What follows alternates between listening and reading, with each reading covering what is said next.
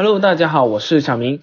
今天给大家带来是国代最新出的新鲜滚热辣的假面骑士55 Fights 发生超果冻人偶开箱视频。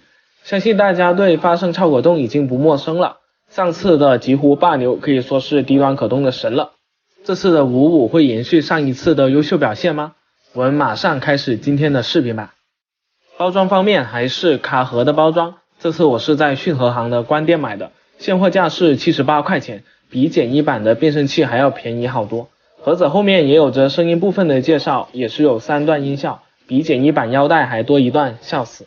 也是附带了一张小卡片，喜欢的可以收藏一下，不喜欢的直接扔掉即可，没什么用。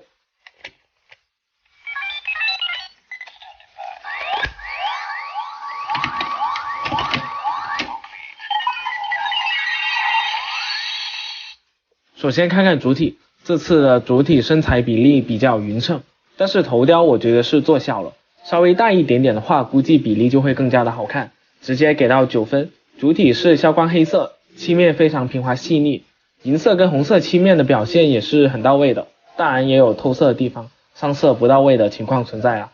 这次的配件也是给到了5个，跟其他模型的比例展示如下，不能跟 SHF 搭配，身高是来到了17厘米左右。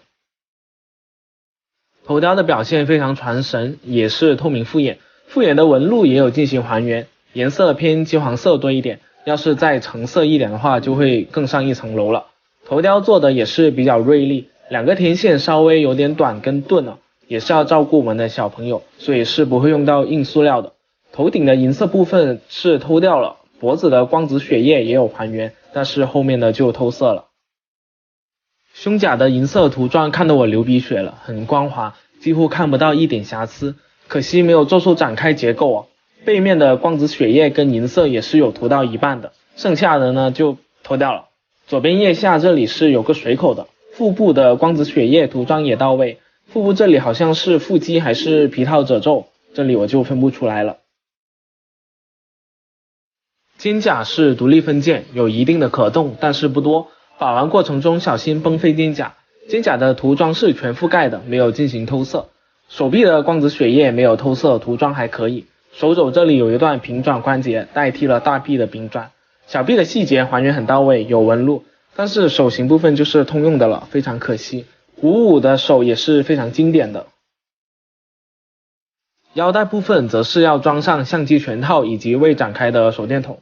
腰带的涂装给到了也是够了吧，但是背后就全透色了，不过背扣的细节也有做出来，大家自行补色即可。全套跟手电筒的还原也是很到位了，补色的话可以展现出很多的细节。手机可以进行拆卸替换，手机做的也是非常立体，并没有阉割其他细节表现。腰带的机械纹路也有还原到位，也有进行黑色的涂装。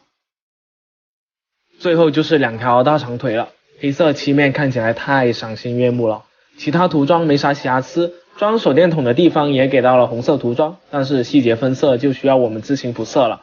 小腿后面当然也是没有进行透色的，但是脚掌的透色就比较离谱了，脚底板呢是没有做出来，细节是比较可惜的。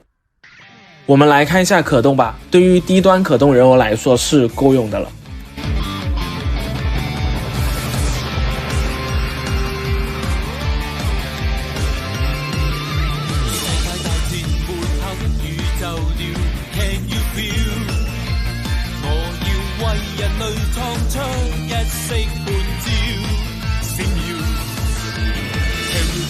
最終勝負會有分曉，我變身蒙面惡徒，變用掉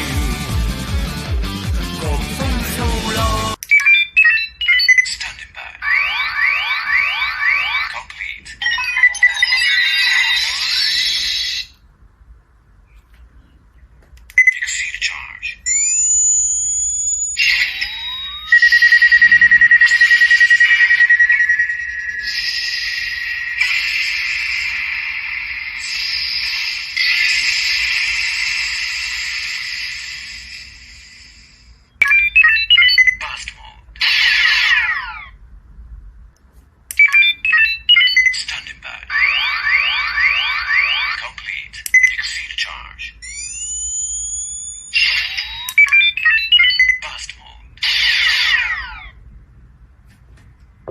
剩下的配件就是枪模式的手机、展开的手机以及展开的手电筒了，细节有挺不错，补色后的表现应该很棒。值得一提的是，展开的手机是附带芯片的。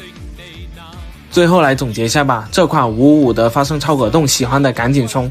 优秀的涂装、3段的音效以及够用的可动，国代又爆杀了。真骨雕555的售价是在600到700块钱左右啊，这款只需要78块钱，真的是爆杀。我个人觉得是可以完美平替了，就是国代为什么不把光剑也附上？那么好了，我是江门小明，喜欢的关注加3连，我们下期国代开箱视频见，拜拜。